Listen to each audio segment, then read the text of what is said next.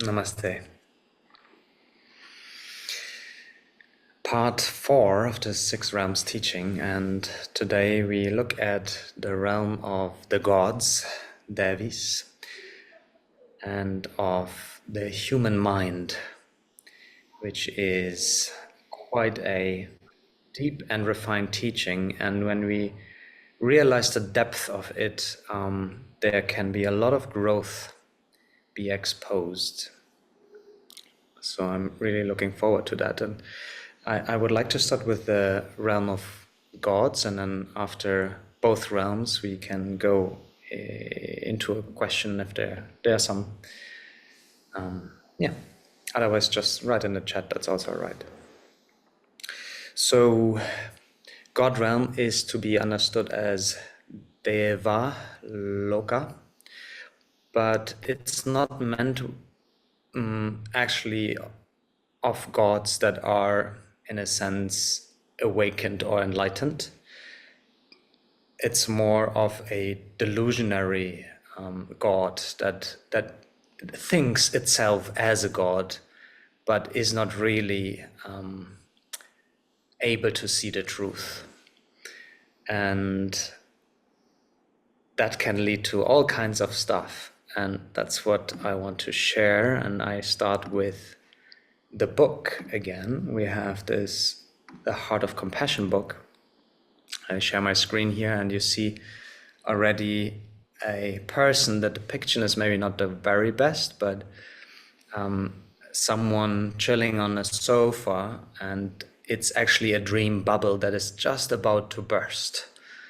And so that dream of being a godlike figure is nothing else than a dream, and it carries, like what the woman does here, a lot of comfort and finding oneself in the clouds.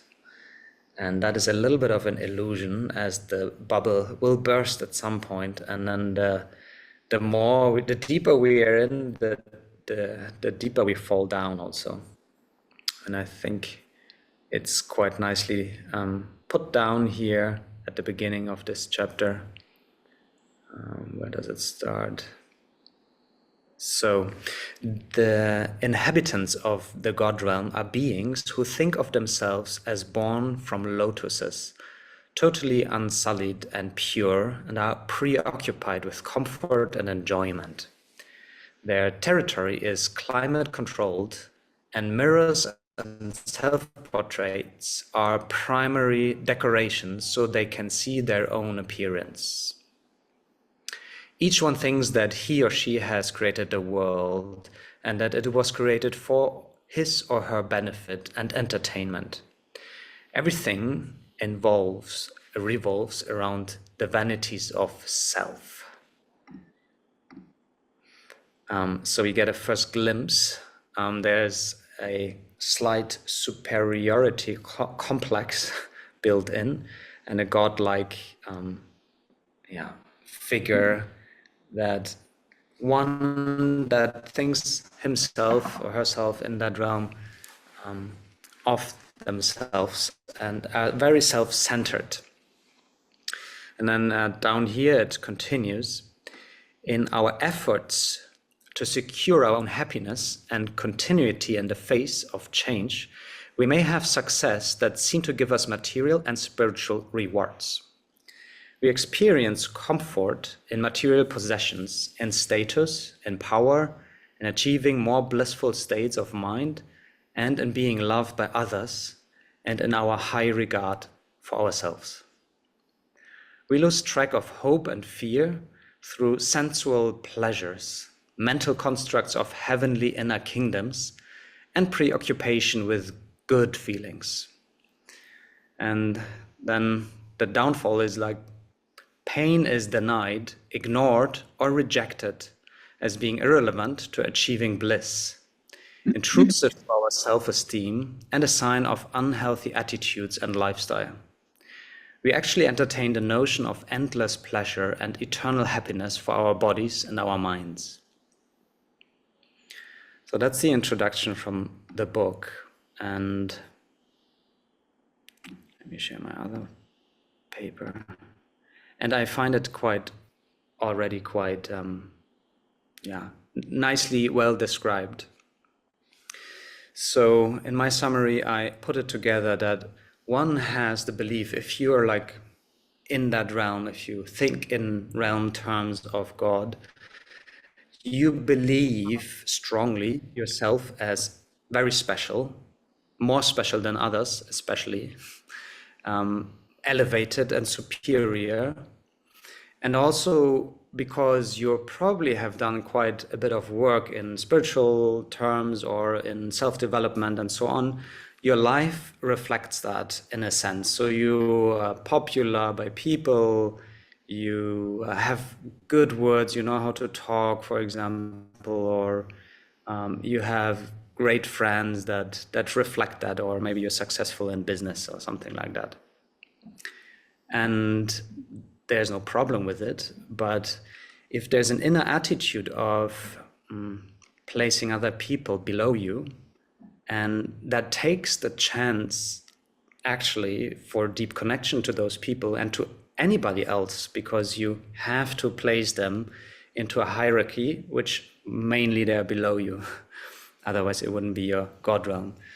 And that doesn't support real connection, neither intimacy with yourself, because you have to live up to those high standards. And as the book described, you have to deny if there are shadow sides, and that can be quite a bit of work to navigate around your shadow sides. Another aspect is that in a God realm, you really are attached to bliss and endless pleasure or refined pleasure and absolute positivism, meaning, like the book said, ignoring all those not good feelings, and also romanticizing about experiences, especially in the past, because that pain that happened, you have overcome through your greatness, in a sense. That's your belief. And by delving deep in those spiritual teachings, you figure some things out, and you create actually more charisma and energy in the body and power, and you feel that radiance. So you're aware of your kind of superiority, in a sense that you really believe that is better than others because you are more radiating, or you have more knowledge in that sense, or you had better or deeper experiences or more of them than other people, which might be true in a sense that you had those experiences, yet it doesn't elevate your being into a more divine state than any other being, because then the teaching comes in and says every being has the same value. There is no being better or worse than another one. And as Harry Potter is a great example. Not that I want to say that he's in a Devaloka, but you identifying with Harry Potter, someone that has special powers and special abilities, and then there are the Muggles, which are the normal people. And you identify so much because you long to be that special. And often that arises from that lack, that root suffering of recognition to be more loved or more special than someone else, because you don't feel that life gives you that. And sometimes that can lead to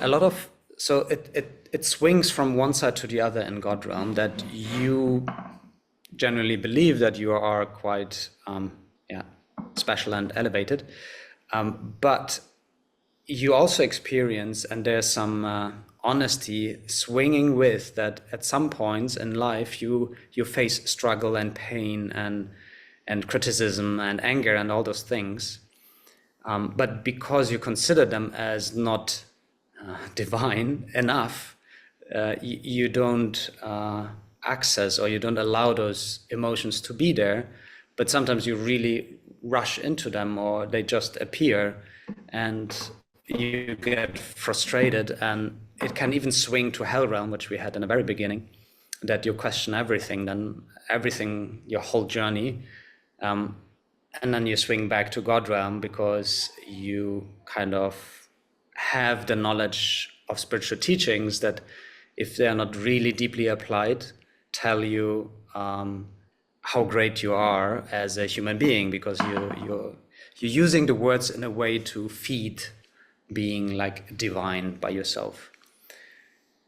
And there's per se no problem feeling oneself as divine, as gets more problem if that's a dividing factor to connect with the world, meaning with yourself and other people in deep, honest relation.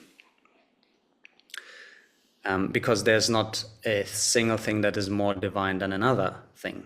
Like everything is part of one divinity. Yes.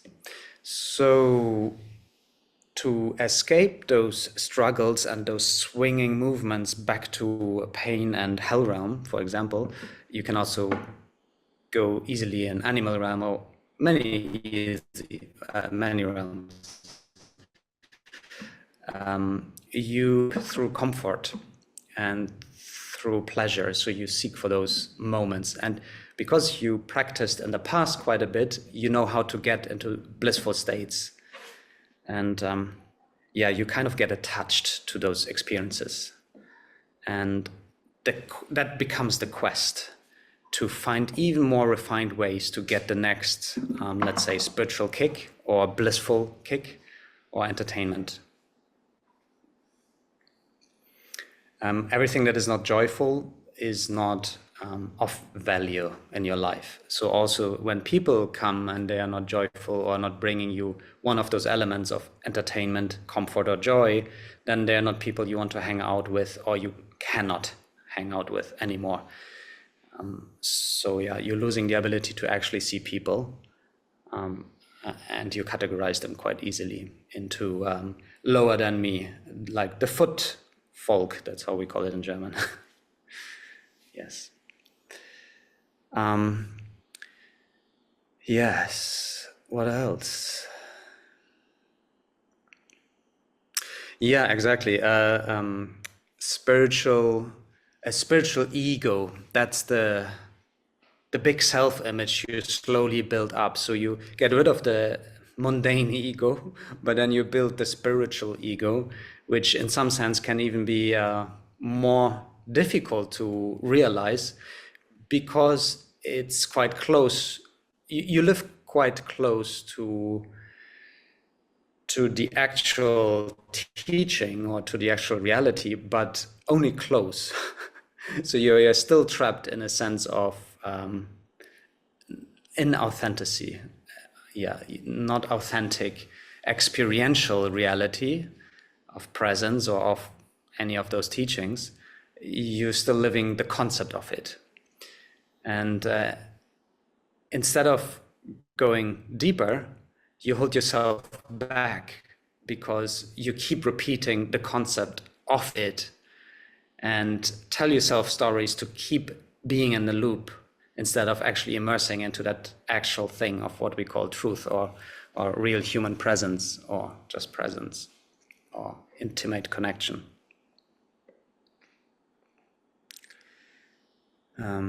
Yes, and with a blown up spiritual ego, you can also slightly have spiritual bypassing happening, because you know the teachings, or you know quite a few things, and you use them to actually harm yourself or others. Meaning, for example, you know that death is not the final end, or losing the body is not as bad as maybe society thinks. But by hurting someone, you bypass, in a sense, that they are actually suffering, because you explain it by a spiritual teaching of, well, it's just an illusion anyway. And if it's just an illusion, then there's no real harm. But for the person that actually experiences that pain, for them it's very real, and probably for you too, but you just push it away, bypassing it. So there's this danger of spiritual bypassing as well. Or killing animals, or not following ahimsa, or stuff like that. Yeah, there's a great book which my teacher wrote. It's called Near Enemies of the Truth. And he goes actually through quite a few of those claims, which would fit very good to Devaloka, because that's often an obstacle in your final step of realizing self-realization, of realizing the true teachings.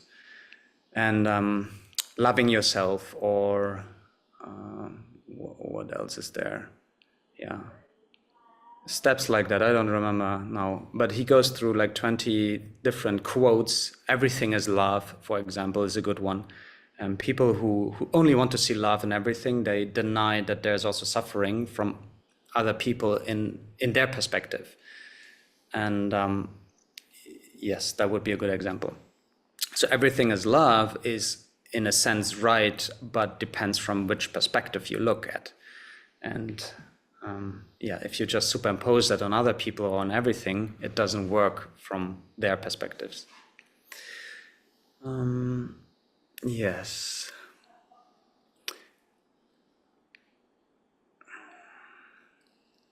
If you practice, we have that down here, the attitude to practice is like, I don't need any practice actually anymore. I'm already like so connected to the divine. I get the answers directly. It's channeling through me. The divine is channeling through me. Like patterns like that, I don't need practice anymore. I know everything. I mean, it's a clear sign that you're a bit caught in the God realm. Not wanting to do beginner practices because you're beyond that could be a good sign. Because if it's a good practice, in every practice you can find being in the present moment, and there has nothing more has to happen than whatever is happening at this moment of time. If you're in God realm, you don't see that. You only see, I need the best, the most spiritual, the most sacred, the most secret practices, if at all. And that doesn't help to actually evolve further. So you stop yourself from growing actually also. Yeah, an artificially positive self-image, that's a kind of root of the suffering. And don't get me wrong, a positive self-image can be good until a certain point in your development. It can be very, very good and helpful. I like to say, like, first, when we have a negative self-image, it's good to replace it with a positive one. Life gets just more easy and more joyful.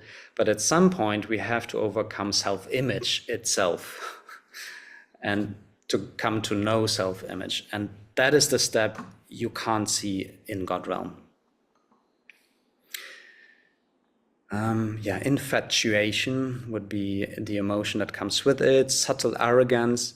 So arrogance we have in Titan realm as well, but in Titan it's you fight with that person that is in your competition.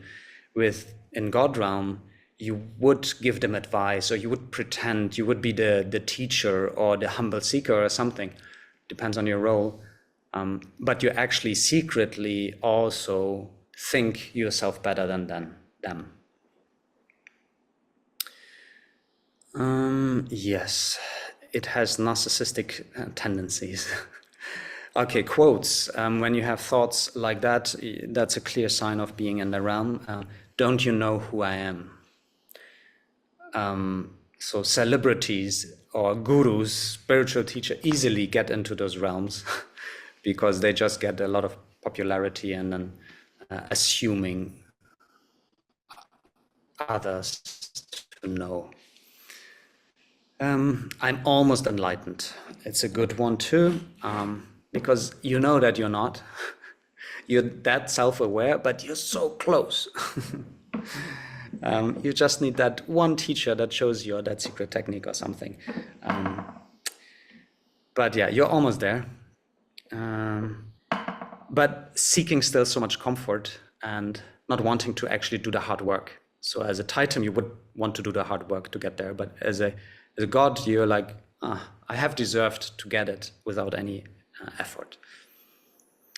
I am my own guru, and I am awakening through my personal power and my special connection to the divine. So the important words is my, I.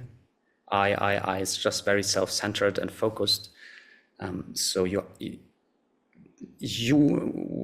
still have a spiritual ego, and that's just so much inflated.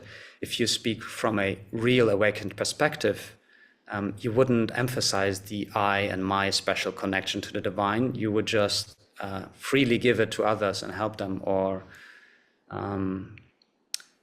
be graceful and humble that awakening is happening to you or was happening to you. This is for beginners. Yeah, that's a clear sign. I'm beyond that. I know everything. I'm better. I don't need to do the basics anymore. That's all kinds of signs. Yes.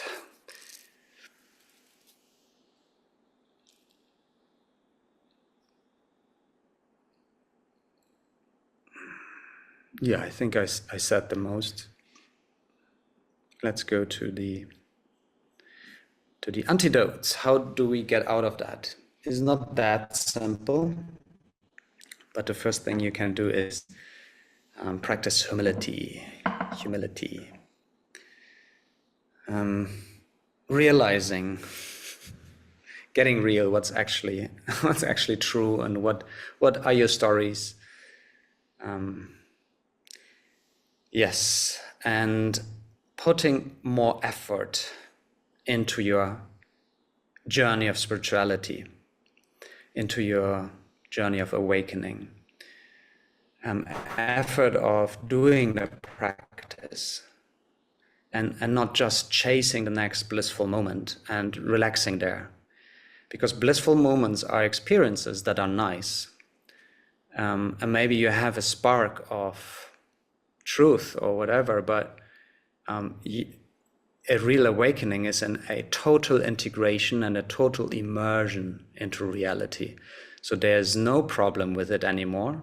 And whether times are good or bad, it's all right. And you're just immersed. And as a God realm, you just avoid the not good feeling times. So that's not what we're looking for in an integrated life. Life is sometimes an up and sometimes a down. Yes, and a continuation of growth, of getting more mature and deepening your understanding or your immersion into life is nothing that is a God realmer is interested in. And that's what you should do. Keep continuing the depth or the deepening of your awakening, of your intimacy with life and reality and other people. Not stopping at saying, now I'm done, I'm completely enlightened. There's a sentence, not a sentence, there's a saying from Buddha, I think I cannot cite it, quote it correctly, but it's something like kritam kirtam or something like that, which means basically that what needed to be done is done. And Buddha said that after his awakening realization, and that means that he's not chasing anymore to become someone or something, that he realized that he is already everything that needs to be. So in a sense, you remove a goal from life that you have to become something or somewhere or get somewhere. And that is the immersion, to just be all right with what life offers, what grace brings.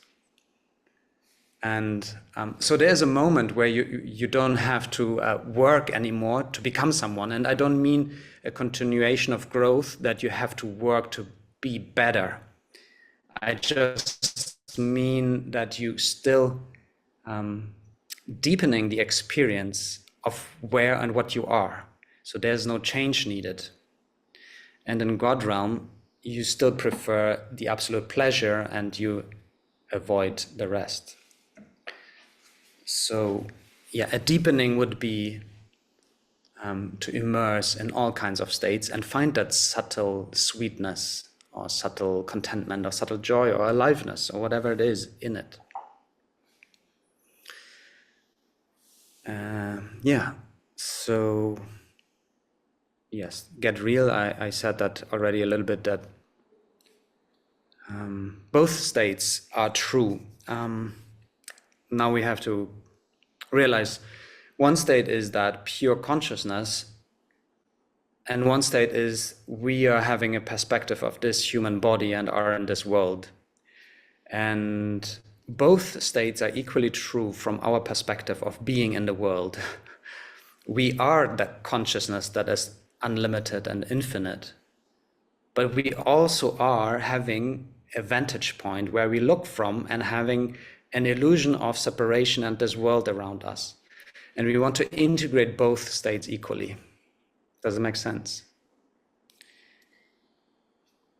And not just focus on I am infinite bliss, which is, it's true in the most profound sense, but you're still having an experience through two eyes. And in that sense, it cannot be true. In that sense, only that what you experience at this moment is true. Which is both the same, but from different perspectives. And as a God realmer, you cling to your bliss and comfort and knowledge. And that's why practicing impermanence is really good for you, because whatever comes will also go. And you want to keep those pleasure entertaining states of joy, and realize that they're ending too. Everything that is born will also die. Everything that arises will subside. So impermanence anyway, and is a good practice for a yogi. But for sure, to come out of God realm, at some point you will not be popular, at some point you will not have a body and people clapping anymore. Yes. Then immersing or diving into the ability of wonder, because that needs this this openness to the unknown. Otherwise you cannot wonder. If you know already everything, if you imagine you have that spiritual knowledge and wisdom and everything, and you worked so hard for all of that things, you lose the ability to wonder about anything actually. Only the most spiritual highs, they can give you a little bit of wonder, but finding wonder in any situation, whatever that is, if you just look at your hands and you, wow, what are hands? It's like you're on a trip, but constantly you wonder about your reality and any experience, not only the good ones. Another way of getting out is to connect with your suffering and your longing, because that's what you maybe unconsciously deny still gently. So really get in deep touch with that part that is still wounded and suffering. That will bring you out, because that's how to get real, authentic. Surrender attainments, because attainments freezing your status quo. I meditated so many hours and I had this experience and I can sense people's auras, or whatever your attainment is. If you stay there, you will never get deeper. you will never develop more techniques. It will freeze you, and it will just blow up the ego instead of dissolving self-image. Yeah, and going back to foundational practices, the metta practice would be sending compassion to everybody who's stuck in that realm. That's something we can always do for others.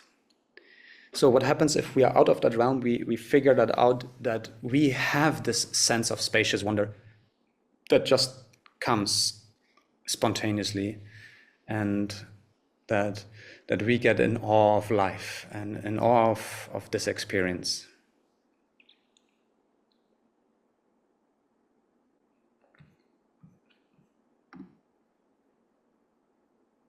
All right, so that's Devaloka, God realm. If you have any question, feel free to ask me now or write in the chat. Otherwise, we go to the next.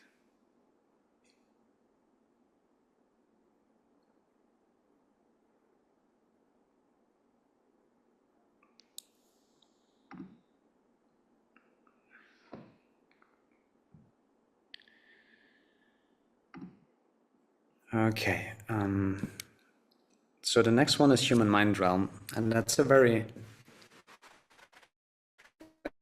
interesting one.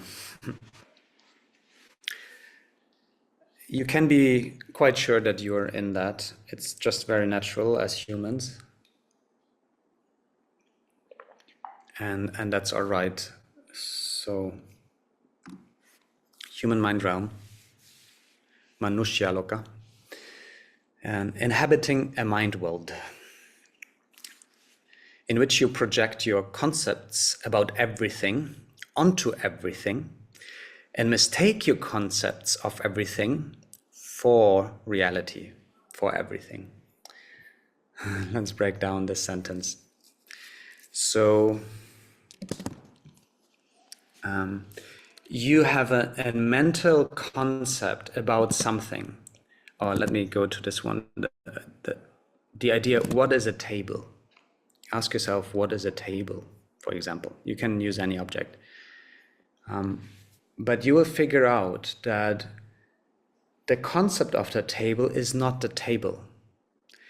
So you have you create, as soon as you hear or see or whatever, sense a table, you create that mental representation in your mind.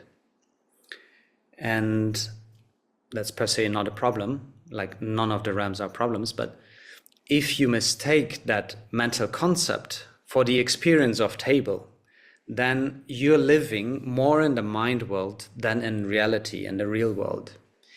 Meaning, if you cannot see or if you cannot experience the table as that sensory experience, raw, pure experience, then you referencing a concept, an artificially created word, maybe from language, or maybe a picture from all the tables you saw in your past. And you place that onto or as your experience. So meaning you see it's, or you imagine it has 4 legs, it's made out of wood. It's like you try to describe your experience in words, and that brings you automatically in the mind world. And it disconnects you from having this pure experience of table. And with a table, that's quite harmless, but with people, gets much more tricky. So just imagine the last person you saw, or anyone really. Remember when you encountered them. Often when we meet a person which we don't know beforehand, we do that very automatically.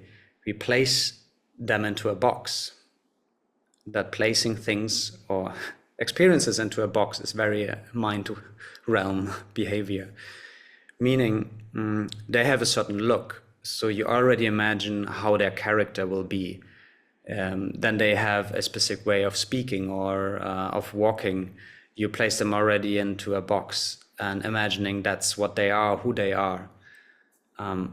So you don't even see that person, you don't even get in connection, and real connection with that person, because you already know if you're interested in it or not, if it matches with your likings or dislikings, if, with your truth or not truth. When people speak about politics, that's, probably the best example, because you have someone opposite you and they're in the wrong party, or they're like fan of a wrong football team or whatever. You already cut off from a connection because you imagine they have a different value set, and that's why you're not able to connect to them, for example.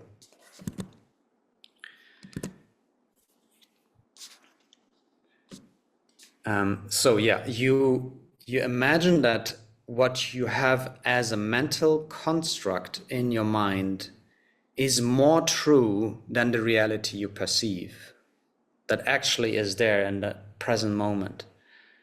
That means your picture of a table is more true in your mind than your actual experience. So you don't even go there to experience the table anymore, or that person. Let me share my notes here with you guys if you want to have a look. I just was at the beach. I had a swim in the sea, and there were a few people at sunset. You know, the sun sets nicely, nice colors, and it's a very common picture that people sit at the beach and they have their phone and they're making those photos of the sunset. That would be it looks like a human mind realm thing, because you miss the moment of seeing that beauty and the sunset and experience it fully and alive with taking the pictures and sharing that picture with someone else, because in your mind it's more important to have that as a memory and keep it than actually experience it, because you satisfy yourself through a mental idea of someone else will see it, I will save it for later, or whatever, and you keep yourself away from the actual experience. So in the same way, that taking a picture is the mind being occupied with itself instead of having the full immersion into reality. And underneath, there is a deep concern about feeling safe and understanding the world and finding meaning. I want to know the meaning of life. So the urge to understand everything and be understood.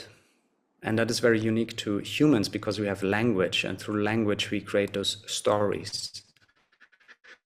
So basically what you do all day long is creating stories about things and experiences which are mental representations and nothing else than that. And that keeps you more into the mind world than into the actual world.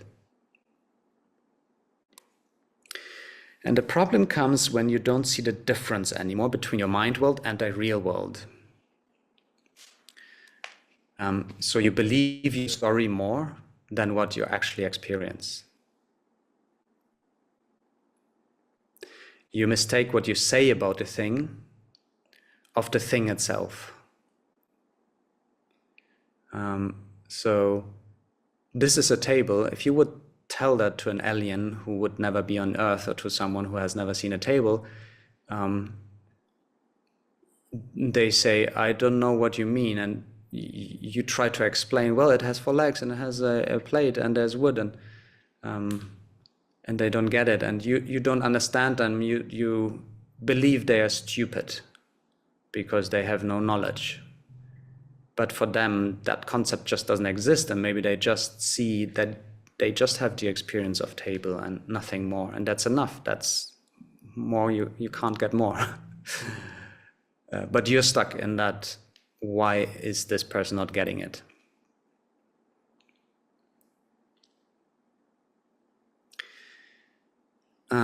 You're obsessed with making sense and spinning stories. And we see that most in human interaction, when we have misunderstandings, there are two humans having two different stories about the same event. That's basically human mind realm, because you just made a story up and someone else had a different view, perspective, and made another story. And you cannot see why they don't see your truth and why they don't understand you. It's because you are living in the mind world. You're not in that reality itself. You're possessed by intellect, I wrote down here. So there's, and that's the teaching from my teacher, first order and second order reality. I'm not sure if I told that already, but first order reality is the raw experience of what is present, meaning what comes in through your senses. You can look at your hand, for example, just now, and what the only thing you have in your experience is colors, sensory experiences, and nothing else. It's just very vivid. But if you look at it and you just see a hand, you see the amount of fingers, you see the lines and what they could mean. I have a long lifeline or whatever. You see your hand is big or tall or beautiful or ugly. Imagine you don't look at a hand, you look at the person. You see them and you say, oh, they're pretty, they're ugly, and so on. That is second order reality, meaning you superimpose an interpretation of your raw experience. And you believe that as more true than the raw experience.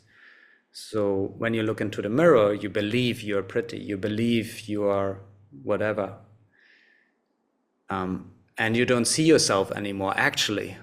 You just check quickly, compare to your ideal, which also lives in your mind, which was created through past and advertisements and whatever.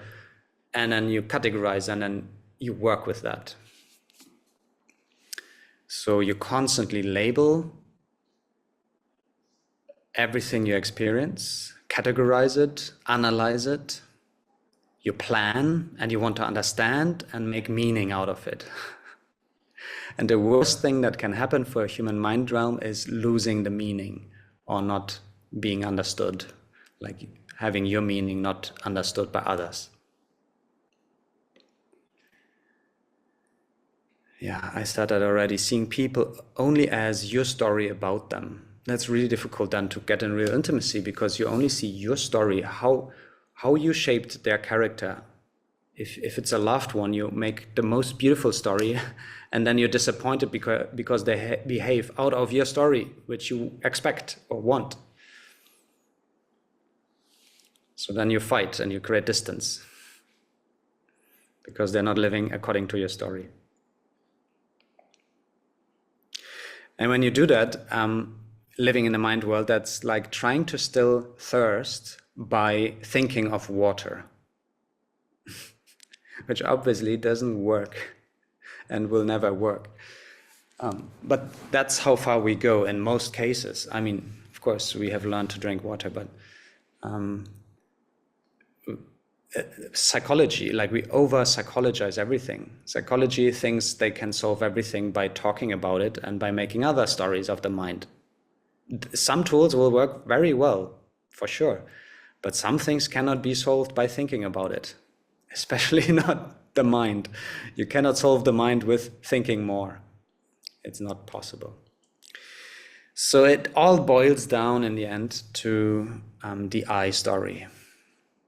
And that is that self-image we create about ourselves.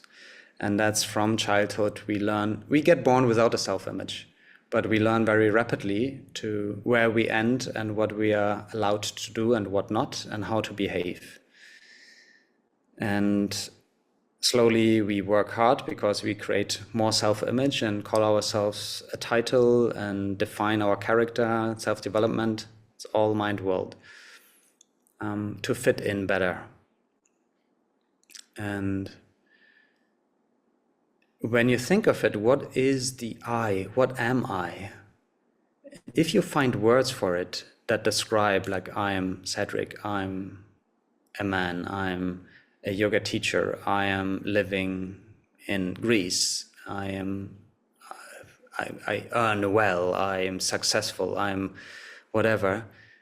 It's constructing the self-image, and nothing of that is any more than thought. So the self-image of I is only a thought. And you believe that thought so much that you mistake it for reality. Where we can go through it again, like I am Cedric. Cedric is just a name. It's literally someone came up with it randomly, more or less, giving meaning to it.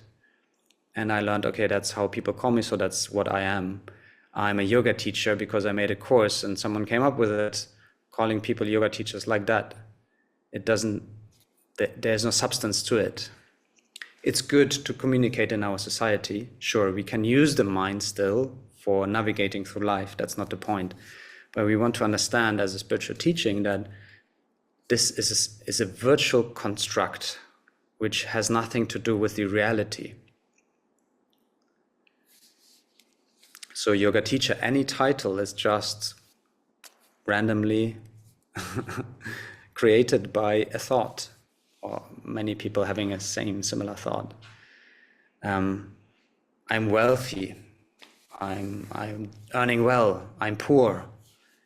It has nothing to do with your actual living experience. It's a story you make up. Money too. It has no value. It's just because everybody believes that story, it works. I'm living in Greece. Just everybody believes in the story of country borders, and we have a whole government that protects that and has built an army and so on. Everybody obeys to it, but it's a made up story. There is no, if you look at the grass, it's not more Greek than not Greek, than German. The grass doesn't have a nationality. It's a made up thing. Laws are made up things. The value of money is a made up thing. Basically, everything we can put in words are made up things. And some are representing reality better, so they help us more effectively to navigate through life. But we still want to be, and that's the teaching of this realm, be aware that the representation we make in our mind is not the reality itself. So the experience of a table is something different than our image of it.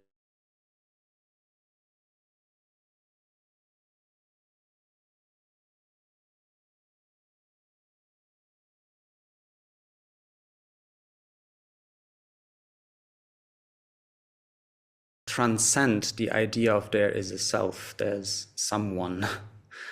And you have the opportunity to immerse much deeper into experience itself, because you're not labeling it anymore and keeping it distant from it.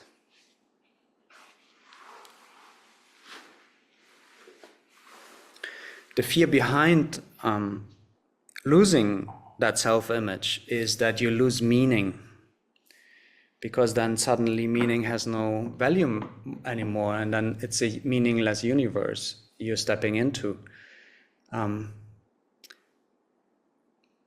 Because meaning is only created artificially through language and through the mind, or through action and your interpretation of action. But meaning is also the absolute reason of suffering.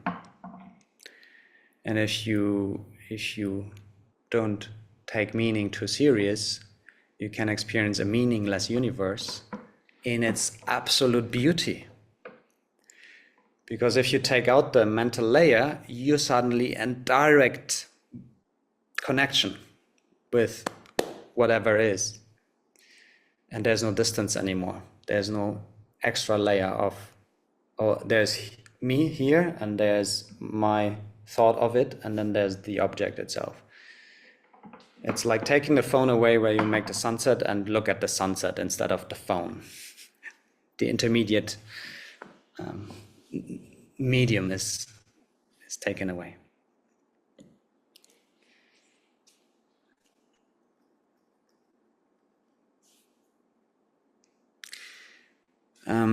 So yeah, there's a even more refined layer of this teaching. A thought can create a felt sense experience.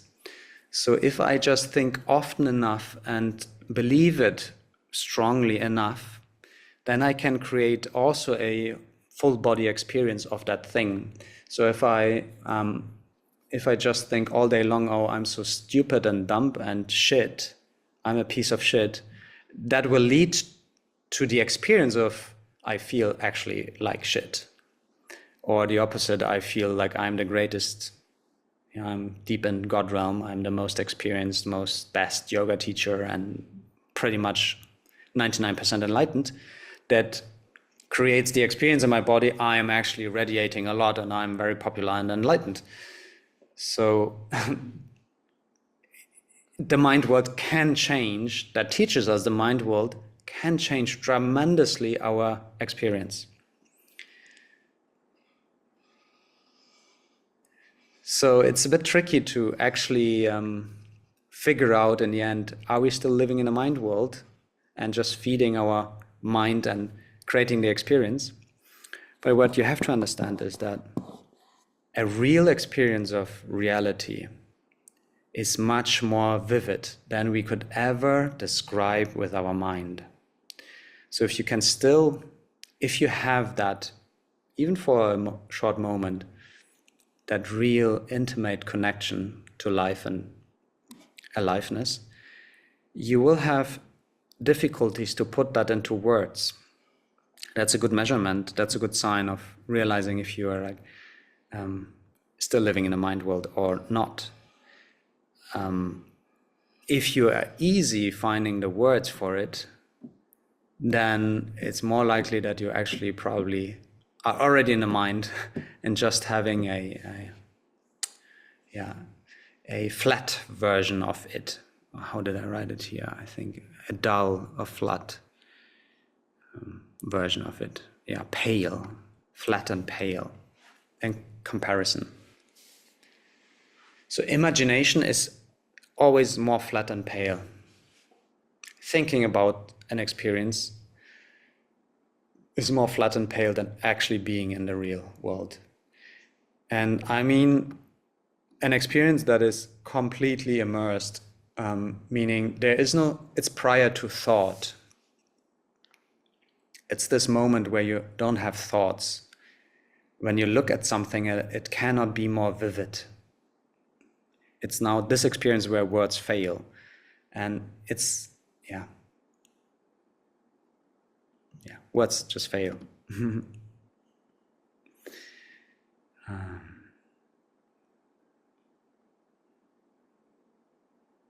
In the end, if you transcend human mind realm, then you transcend the person who you think you were originally.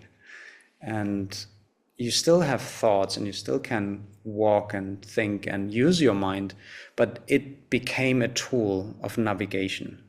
It became a tool when you want to write a book, when you have to solve something for the sake of it or for whatever you want to do. But it's not, you're not driven by it anymore. It's a tool you can use or not. So it will be also get more easy to tune out of it. You're not possessed by it. Or at least when thoughts are still overwhelming and repeating, it's not a problem.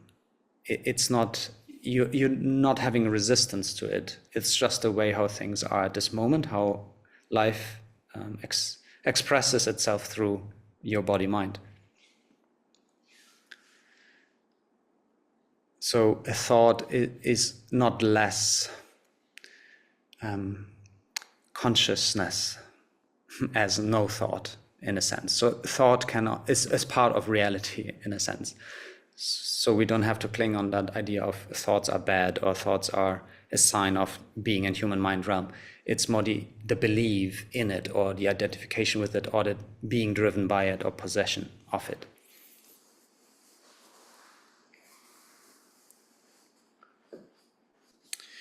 All right, enough with that. And I didn't go through that. That's maybe important, and hopefully you forgive me if I do a little bit more than an hour. quotes.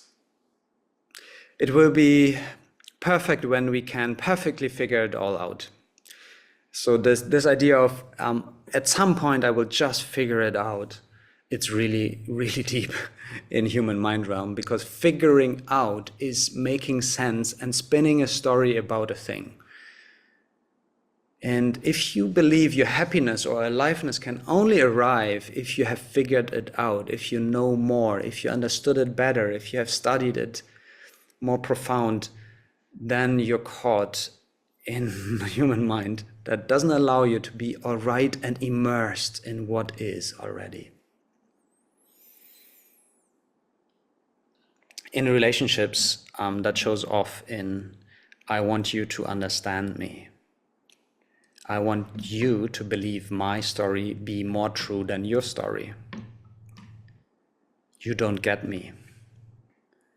It's like you live up to your stories and ideas and not what's actually going on. So you only see, when you're with your partner, you only see where they tick the boxes or not, or in a sense, you see your mental representation of your partner, which is mainly your own self-projection onto them, instead of their being. What you see when you look at the human is just, it's just radiation of energy and in form and color and yes, an exchange of radiation, of energy, and that can lead to deep intimacy and joy or whatever experience. But if you see the stories, then you cannot connect to that, because you want them to get you, to agree on your story and not on their story. Yes. Also, human mind likes to dream and imagine about all kinds of stuff.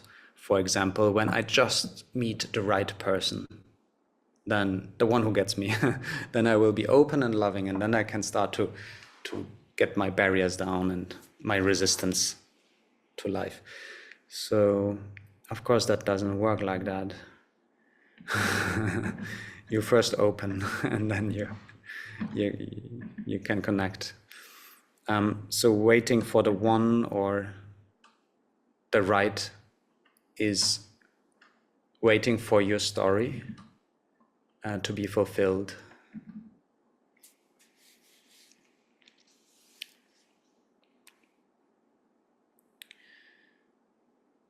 Okay. Yeah, the attitude to practice is that through understanding you could get enlightened or happy, or fall in love. No one can fall in love by understanding what love is. You can read a million books about love, and it doesn't mean you fall in love or not. You cannot get enlightened by reading more. Teachings are pointers to get you on the right path, in the right direction, and then only grace can do it. It's just happening by itself. You can prepare the ground, you can set intention, you can move yourself towards the direction, but you cannot do it. You can undo doing, undo making more stories. That helps. Yes, okay, I think that's enough. How to get out of Manusya Loka, Manusya.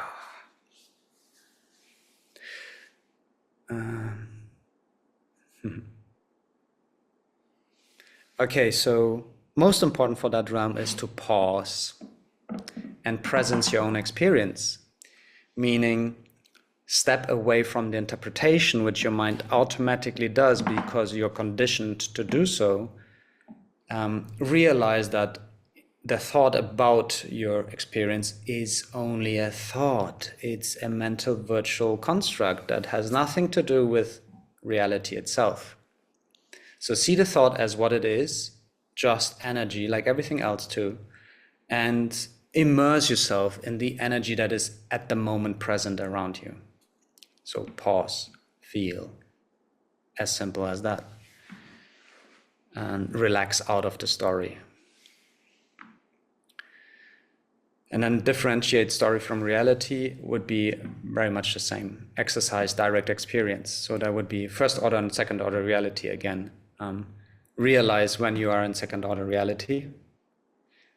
Watching a film is a great example.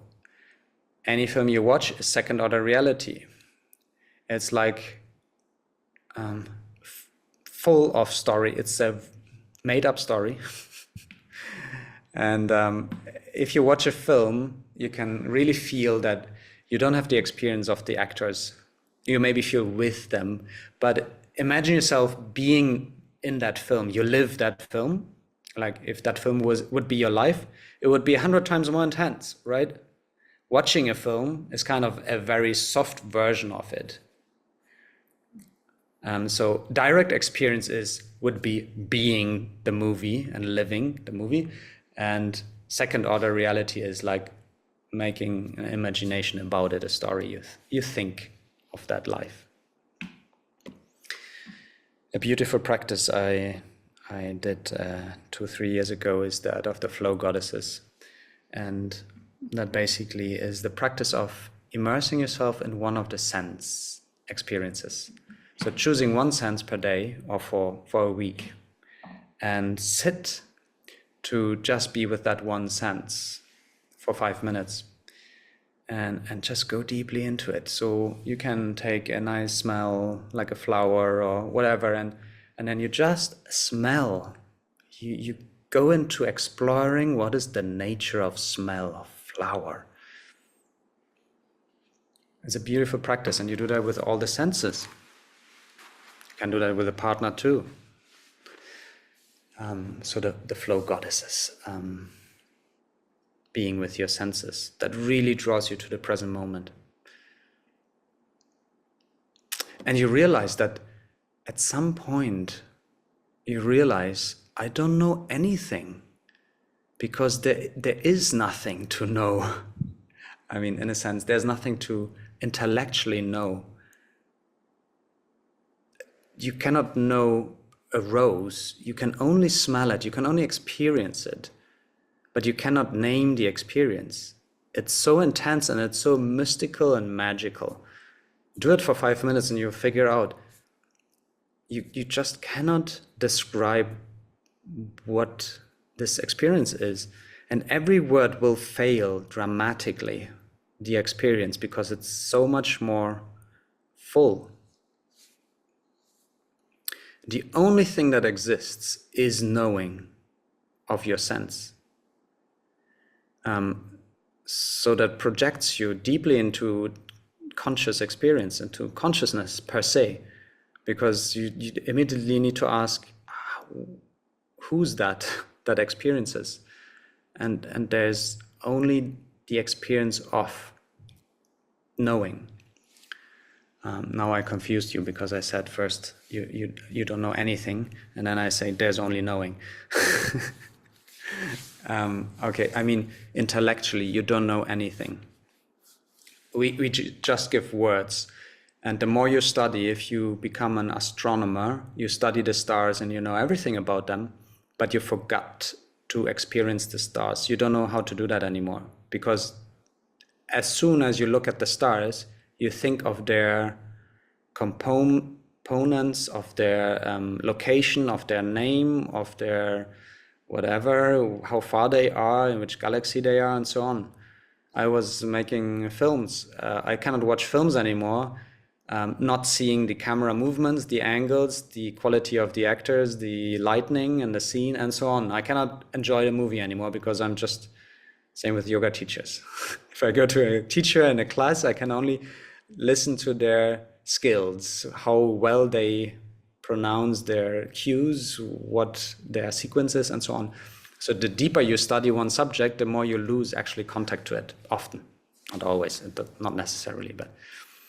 And in the end, you have to realize that you actually don't know anything.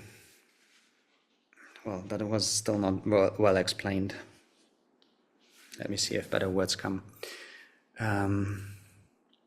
You don't know why it exists. and how it exists. That's what I mean. So you can study it into the closest, deepest detail, and you still don't understand why it exists. And if you go deeper, you don't find it actually. The only thing you will realize that is there's just experience. And that's what I meant with knowing. There's just the knowing of an experience. But as soon as you want to put a concept of it, it doesn't hold against the experience. I hope that was a bit clearer. Okay.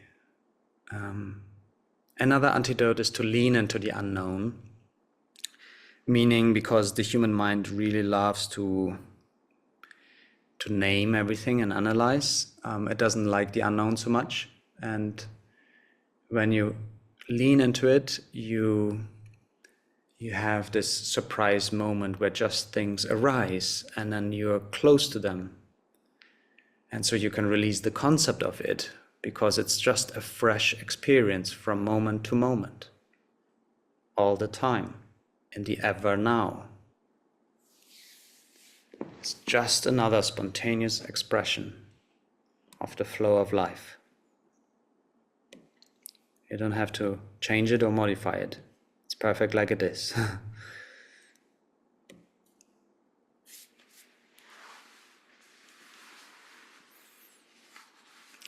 Yes, and eventually practicing releasing the self-image, and that's a journey. You can start with the releasing body self-image. Yeah, choose a body part of you can do that now. Think of it, especially the ones you dislike or like very much, and immediately you will have the judgment of it. So you cannot actually experience your body part without a judgment. You just see the judgment of it.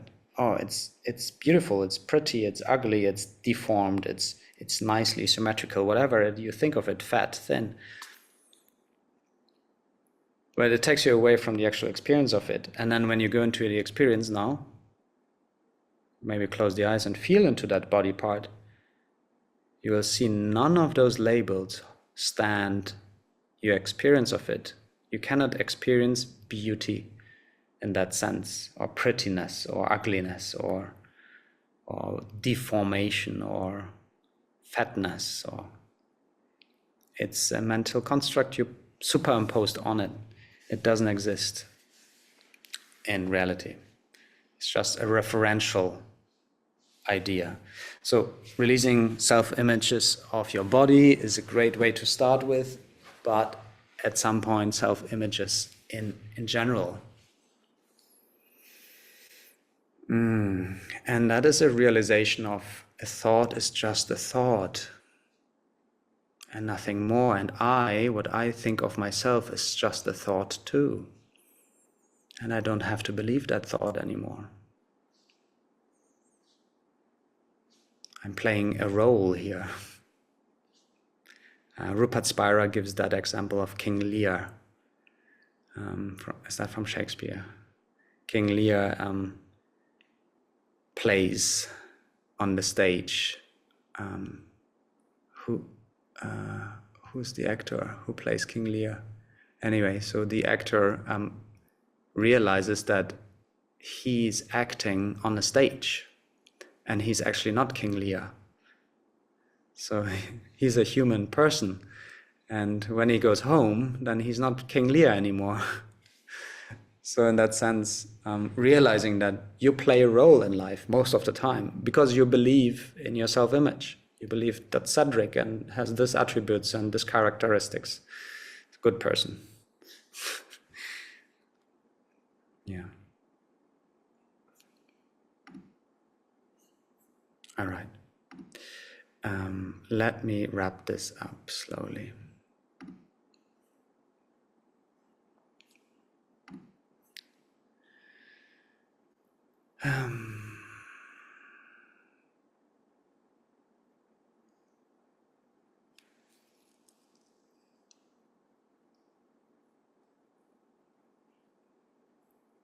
Yes, so what you long for is not the pleasure of believing certain thoughts. It is what is prior to all beliefs and thoughts. You long for the truth and the deepest connection of your essence, of what life is, what consciousness is, what this is about. So you're not longing for a mental explanation of it or another concept. It doesn't satisfy. That's why if you read smart quotes about the meaning of life, it never satisfies. Because it's just a quote about meaning of life. I can tell you the meaning of life. It's to live. It doesn't sound very satisfying. But actually living, immersed, is quite satisfying. It's quite beautiful. Yeah, so the intellect doesn't have joy in just perceiving itself. It doesn't know it, unfortunately. So that's why we have the teaching. So you long for the truth and deepest connection, intimate connection to reality. I mean, figure out by yourself. I don't want to tell you, but I'm suggesting. Metta practice is sending openness to all of those who are stuck in the realm. To open. With concepts we close. We bring it into a box. Openness is the opposite.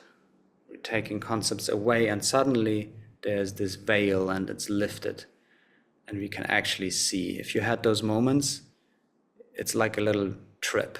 You're like, wow, all the colors are so vivid. Okay, what happens when we are out of that purification? We are in real human presence. That's what we call it. Raw, real aliveness. Being in presence. Ever fresh, moment to moment experience. Direct experience of vivid awakeness.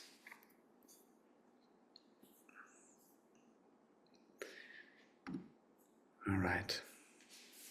Shall be enough for today for human mind realm and for the teachings of the 6 realms. So in a sense, the 6 realms are, many of them playing in the human mind realm. So we use the 6 realms teaching itself as a human mind realm teaching, like idea. It's a concept about reality, but some concepts are more helpful than other concepts. And they all point towards getting back into the flow of life, meaning pure presence, being with what is, immersing into consciousness, getting aware of your being, of your essence. And when you realize human mind realm, when you release human mind realm, many of the other realms are also released, and many of the problems of that realms are often misidentifications. And that's why it really helps with all realms to realize that. But human mind realm is also one of the most refined and tricky ones. I hope you could take some things from those teachings.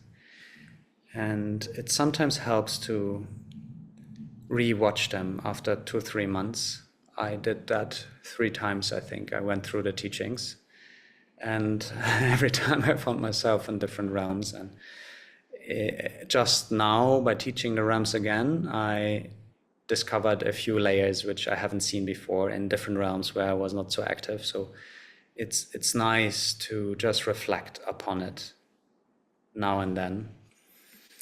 And they are not to tell you off or diminish you.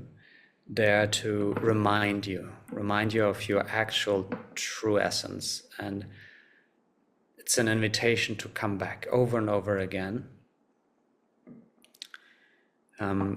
Because I realized that I had some great shifts of getting into real human presence, into that no resistance of flow of life. And I swapped back into character. into role, into self-image. And it seems to be a vivid back and forth. And just by teaching that now again, I see, I remind myself of, stepping or releasing, relaxing back into that presence is a skill, a mode of experience I know how to get into. I just forgot about it because I got caught up with the stories. They're very entertaining. But the stories are still there and you can still play with them even if you relax into human presence, because you know they're not real. And then you can play. It's like a fun game, or not so fun maybe, but there's still a subtle joy. Even if you're angry at your partner or whatever, you still know it's a story. And I'm really getting aroused of it, and you can like just wonder how stories can move the experience so much. So yeah.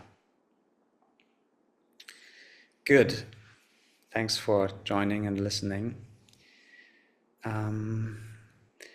I am not sure about next week. Maybe I will make a little summer break of 2-3 weeks with the satsangs, also because there's not such a high demand and there's heat waves coming and so on. But we'll continue for sure. Just need to have a little rest. And the next 2 weeks we have another teacher here. So I'm very grateful you joined. And if you have questions, then it's time now. Otherwise, let me know and we close.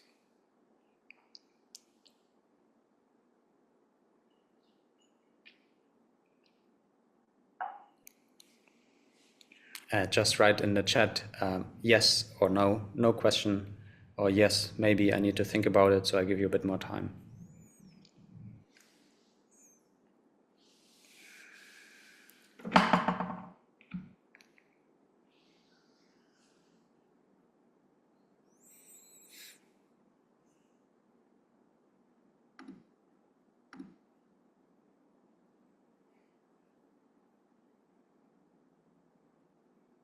All right. Good. Let's close with a mantra. If you want, close the eyes down.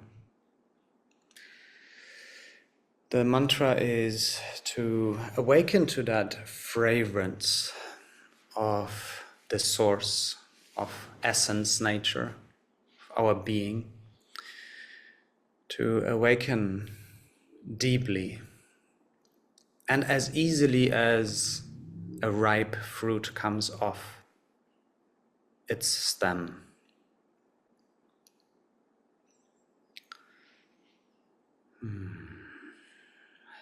Maybe have a slow inhalation and a gentle sigh.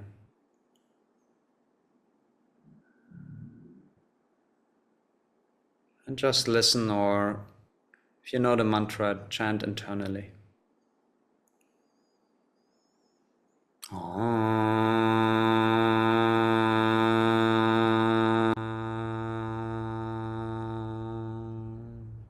Triambakam yajamahe sugandim pushtirvardhanam urvarukamiva bandhanam mrityo mukshamamrita.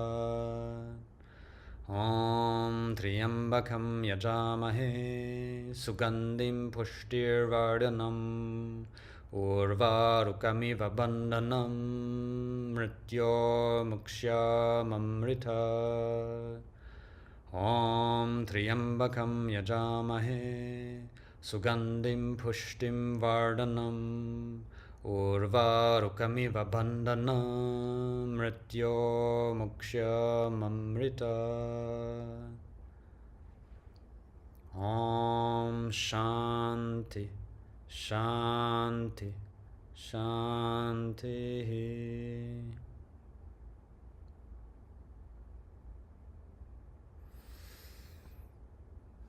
Om Namah Shivaya.